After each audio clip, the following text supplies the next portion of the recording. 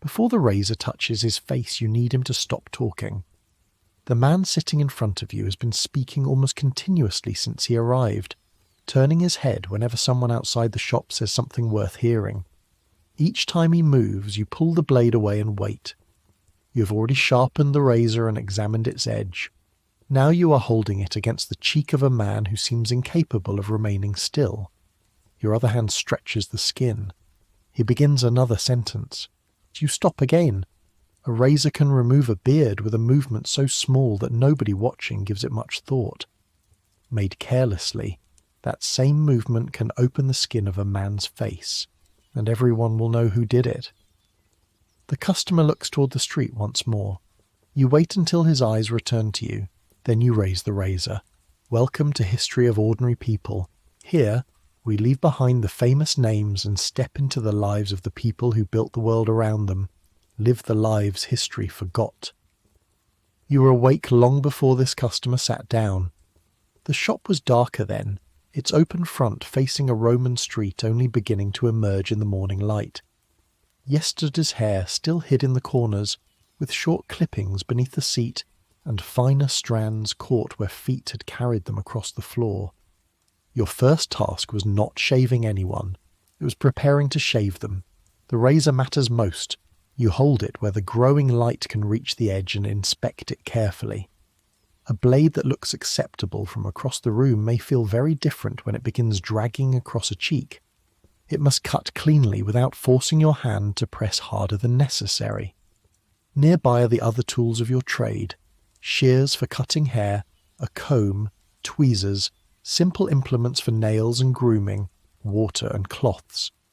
Nothing here is especially impressive, but your work brings iron closer to another person's skin than most craftsmen would ever want. You arrange the tools where your hands expect to find them and clear the remaining hair from yesterday.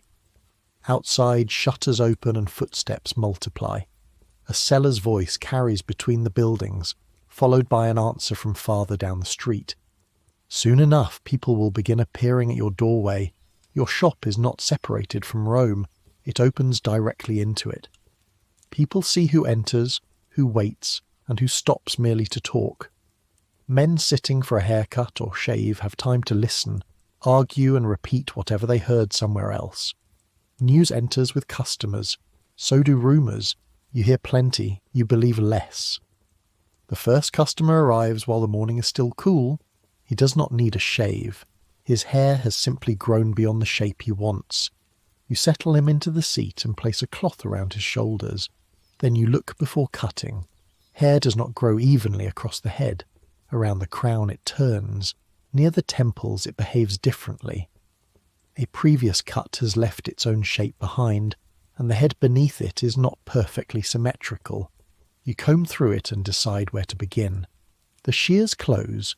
A small lock falls, then another. You move around him, cutting a little before looking again. Taking hair away is easy.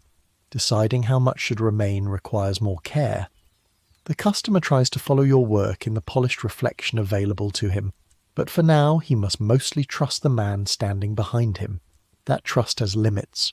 A poor haircut walks straight out of your shop and into Rome with your work displayed on top of another man's head. You know how quickly people notice. Barbers are easy men to joke about.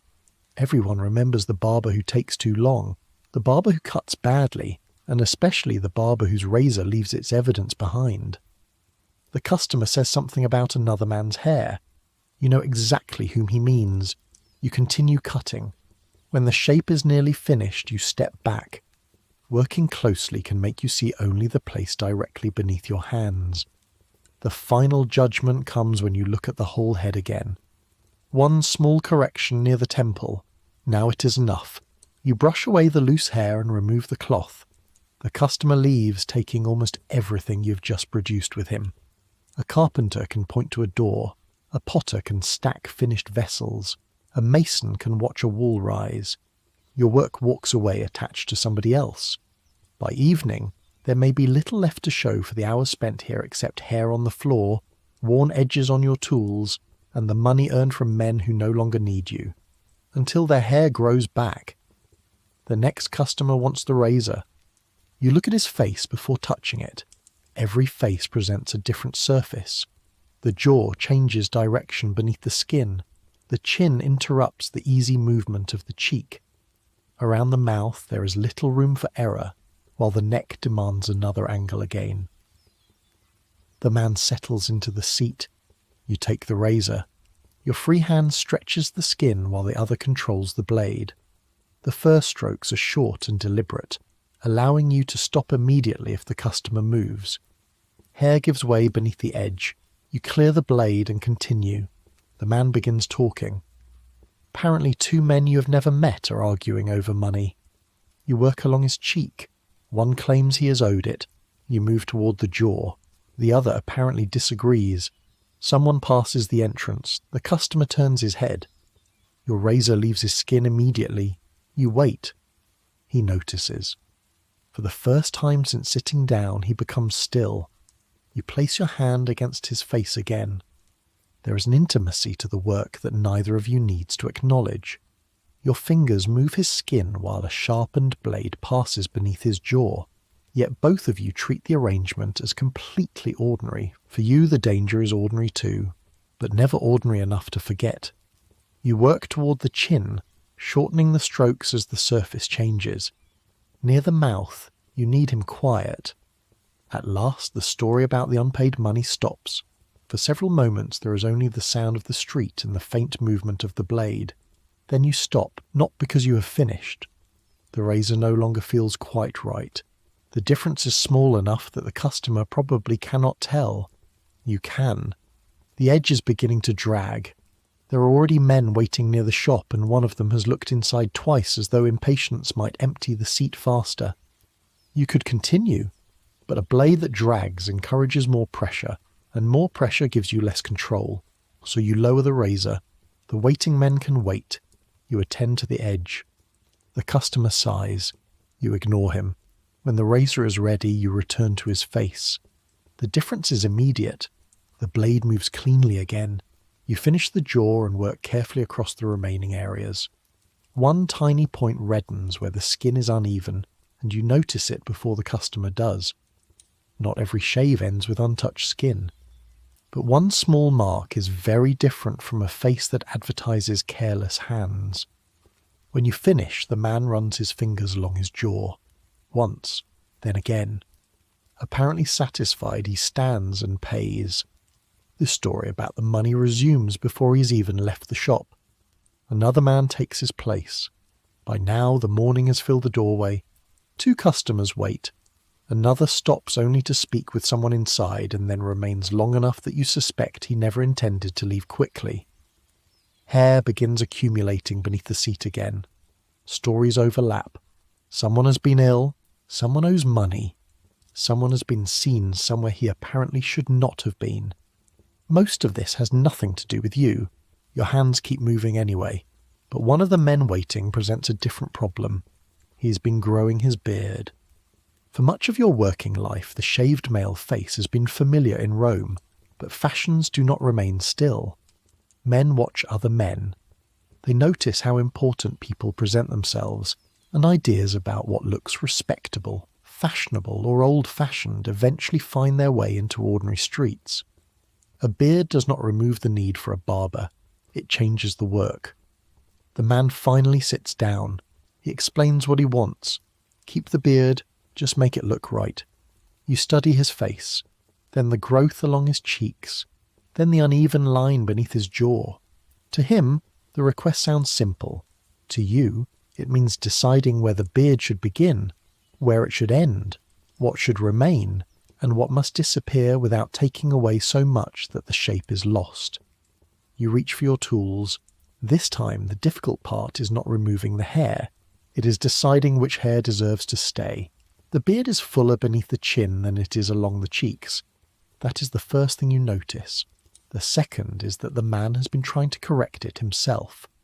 One side has been shortened more than the other, probably with shears and probably without a clear view of what he was doing. Near the jaw, several longer hairs remain where his hand must have changed direction. You comb through the growth and look at the face beneath it. The beard cannot be treated as something separate from the man wearing it. A shape that suits one face may look strange on another, and removing too much from the wrong place will take days or weeks to undo.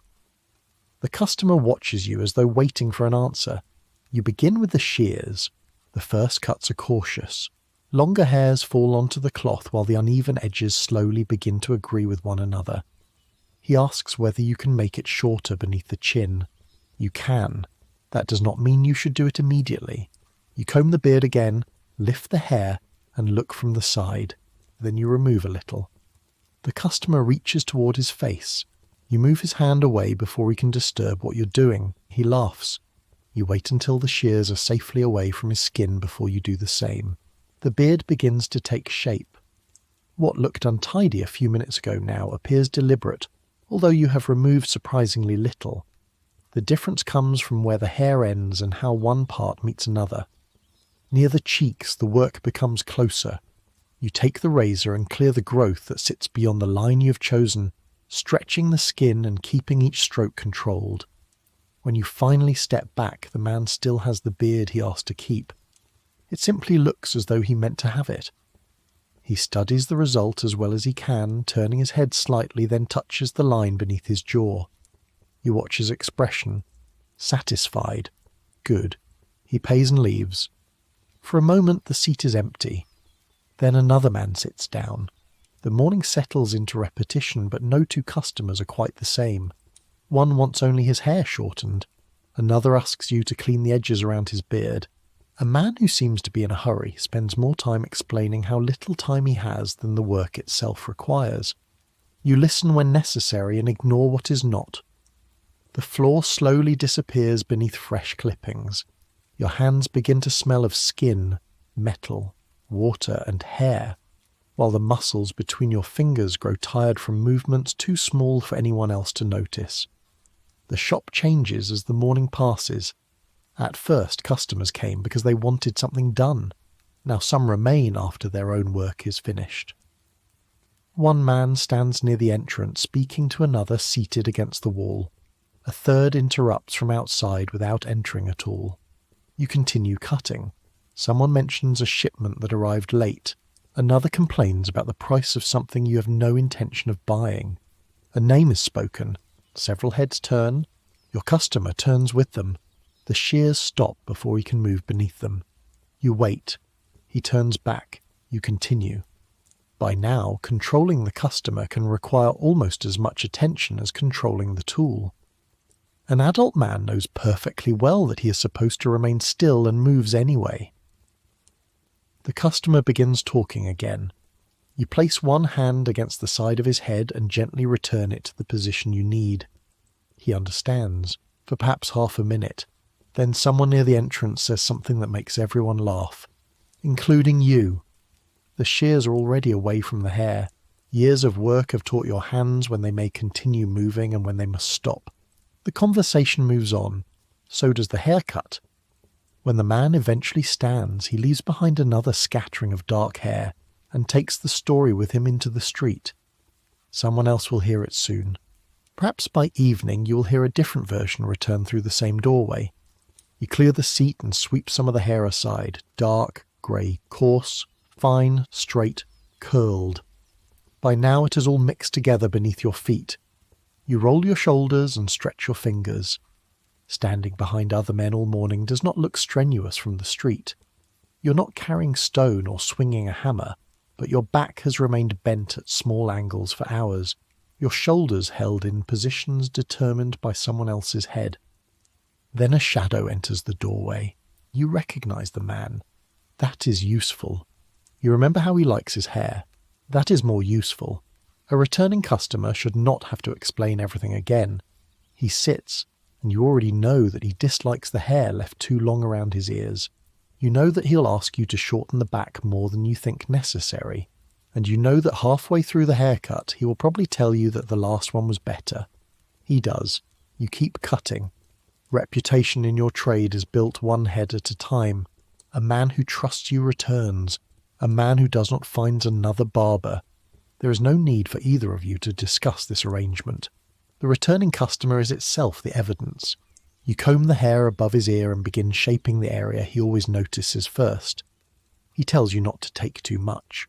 You remind him that last time he asked for more. He thinks about this, then tells you to do what you did last time. That is what you were already doing. When you finish, he touches the back of his head, then the sides. He looks satisfied, although he does not say so. He pays. He will be back. Because he always comes back. There is a quieter kind of mastery in remembering people, not their gossip, not every name spoken in the shop, the useful things, how a man's hair grows, where it becomes difficult, whether his skin reacts badly when the razor passes too closely, which side he will inspect first when you finish. A customer may think he returns because you cut his hair. Part of the reason is that you no longer need to learn his head from the beginning. The next man is not familiar. You realise that as soon as he sits down. His request is ordinary, a shave. You place the cloth around him and examine his face. There is nothing unusual about the beard. The problem is lower down. Near one side of the neck, the skin is already irritated. Not badly, but enough that dragging a razor across it as though nothing were there would be foolish. You touch the area lightly. The man flinches. There, you show him. He shrugs. He still wants the shave, so you change the work. Across the healthy skin, the razor can move normally. Near the irritated patch, you slow down, stretch the skin differently, and take less with each pass. The customer cannot see the difference in your technique. He only feels that the blade has reached the place that already hurts. His body stiffens. You stop, wait, then continue. This is not a problem that can be solved by sharpening the razor. The tool is ready, the surface is not, so your hand has to change instead. When the shave is finished, a little roughness remains where taking more would have required scraping directly over the tender skin. The customer runs his fingers along the area. He notices. You show him the reddened skin. He looks at it, then nods. A perfectly smooth neck would have looked better for an hour. An angry patch of damaged skin would have lasted longer. He leaves with a shave that is slightly less complete because you knew when completeness was the worst choice. Outside, the sharpest heat of the day is beginning to pass, and the men who crowded the entrance earlier have gone elsewhere. For the first time in hours, nobody is waiting, and you sit, not in the customer's place, somewhere else. Your hands rest on your thighs. The silence lasts only a few moments, but it feels longer after a morning spent with other men's voices close to your ears. You look at the floor. There will be more sweeping before you leave. The razor will need attention. Tomorrow's first customer should not have to sit among today's disorder. You close your eyes for a moment. A voice comes from the doorway. Of course. You open them. The man standing there does not look as though he has come for a haircut. He touches one side of his face and tells you what happened. Another barber shaved him yesterday. You can see the result from where you're sitting. Several small cuts have dried along the jaw, and one side of the neck is still red. The man is not here because he needs you to remove more hair. He wants to know whether the other barber did something wrong. You stand and move closer. This is an awkward question, not because the answer is easy. Because he is asking you to judge another craftsman's work while carrying the evidence on his face. You examine the cuts and irritated skin. There are several reasons a shave can go badly. A poor edge, too much pressure, a moving customer, difficult skin, a hand that was simply not careful enough. You were not there. You do not know. The man waits for you to condemn someone. You do not. Instead, you look more closely at the skin. Tomorrow he may sit in your chair, and if he does, the important question will not be what another barber did yesterday. It will be whether you know what not to do today. The cuts are small, that is fortunate. You look again at the man's jaw, then at the irritated skin beneath it. Whatever happened yesterday has already happened, and there is little value in pretending you know exactly why. You tell him to leave the area alone for now. He seems disappointed. Perhaps he wanted a stronger answer. Perhaps he wanted you to tell him that the other barber was incompetent, that his own suspicions were correct, and that choosing your shop next time would solve everything. You give him none of that. Another man's mistake does not make your hand steadier. The customer touches his jaw once more, thanks you, and leaves. For a moment you watch him disappear into the street. Then you look down at your own razor. Its edge will need attention before the day is finished. That is enough judgment for now. Another customer arrives not long afterward. Then another. The empty chair does not remain empty for long. By late afternoon, the work has become familiar enough that individual movements begin joining together. A cloth settles around a man's shoulders. The comb passes through his hair. The shears close near your fingers. Loose strands fall. The customer stands and another takes his place. But familiarity cannot become carelessness. The last face of the day can be cut just as easily as the first, perhaps more easily. Your hands are tired now. Your shoulders have been held forward for hours, and the fingers controlling the shears no longer feel as light as they did in the morning. When you straighten your back, you feel the relief all the way down your spine. The customer in front of you does not know any of this. He has arrived fresh to your chair. To him, his haircut is the only one that matters, so for the next few minutes it has to matter to you as well. You comb the hair above his forehead and continue. Outside, the street is changing. The strongest heat has passed. People who disappeared during the hotter part of the day are moving through the neighbourhood again, and voices travel easily into the shop. One man stops near the entrance. He does not come inside. He sees someone he knows waiting against the wall and begins a conversation from the street. Within moments, another passerby joins them. You hear your own name, not because they are talking about you. They are telling someone where to find you. A man needs a barber. One of your customers points toward the doorway. There, that is enough. No painted sign could explain your trade better than people knowing where your hands can be found. The stranger looks inside. He sees the occupied chair and the men waiting. He says he may return tomorrow. Perhaps he will. A shop like yours survives partly on these small decisions. Someone tries you once. Someone returns. Someone tells another man where he goes. A reputation moves through the same streets as the gossip you have been hearing all day. You cannot control everything people say. You can control what they carry away on their faces.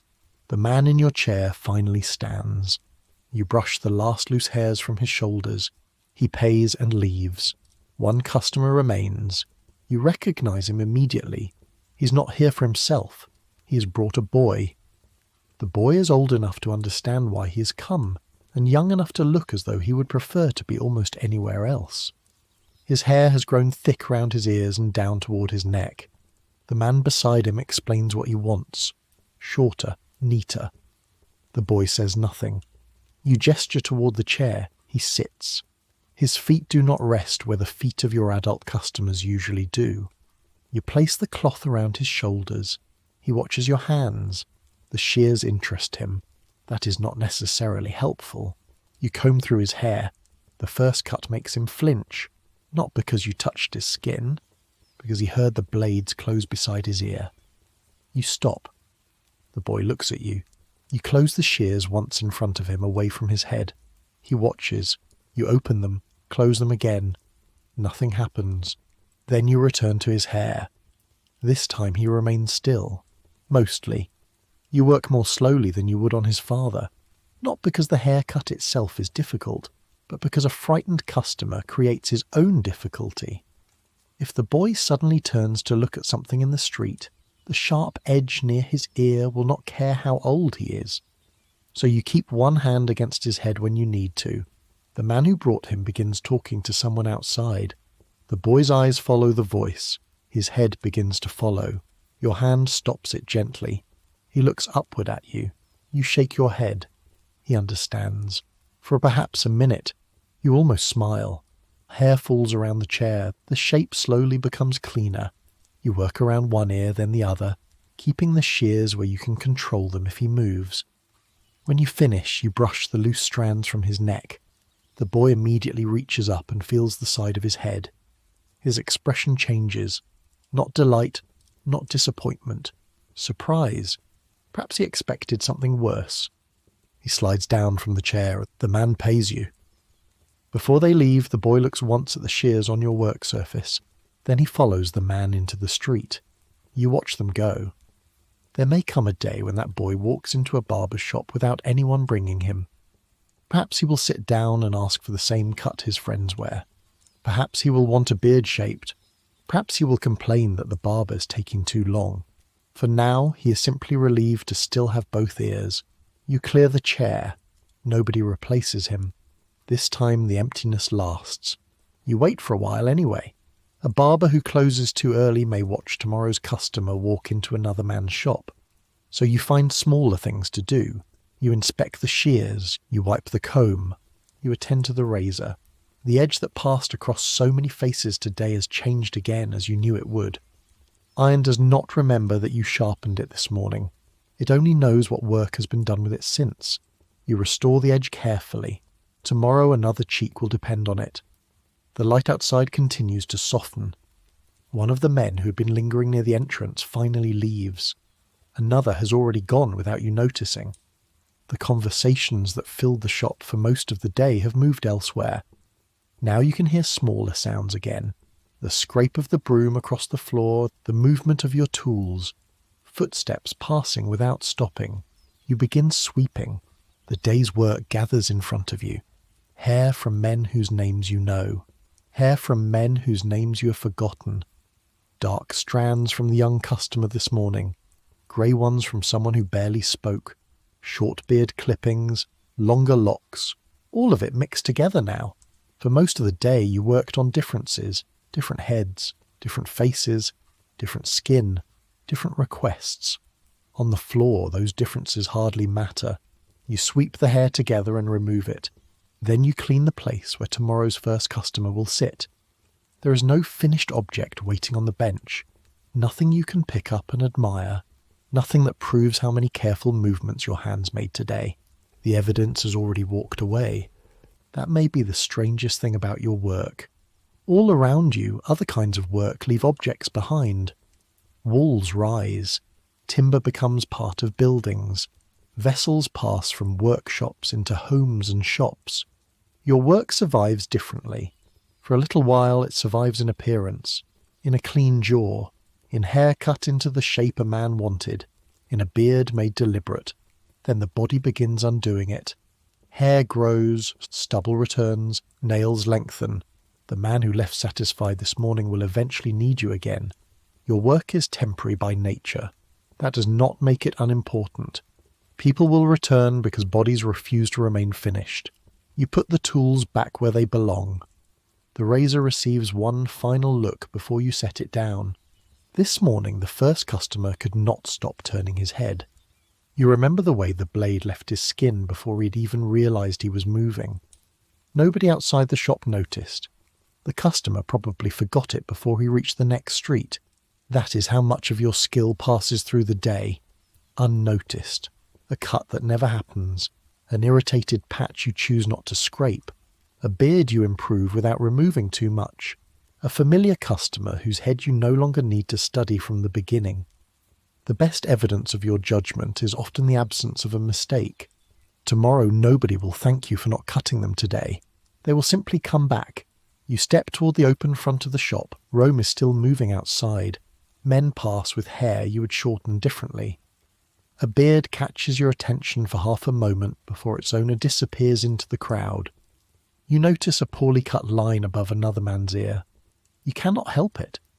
Spend enough years doing any kind of work and eventually the world begins presenting itself in the language of your trade. You see faces, and every face carries choices. Some made by the man himself, some made by fashion, some made by age, and some made by hands like yours. You begin closing the shop. Tomorrow the doorway will open again. Someone will sit down and tell you what he wants.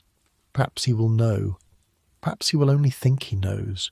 You will listen, look at the head or face in front of you, and decide what your tools can safely give him.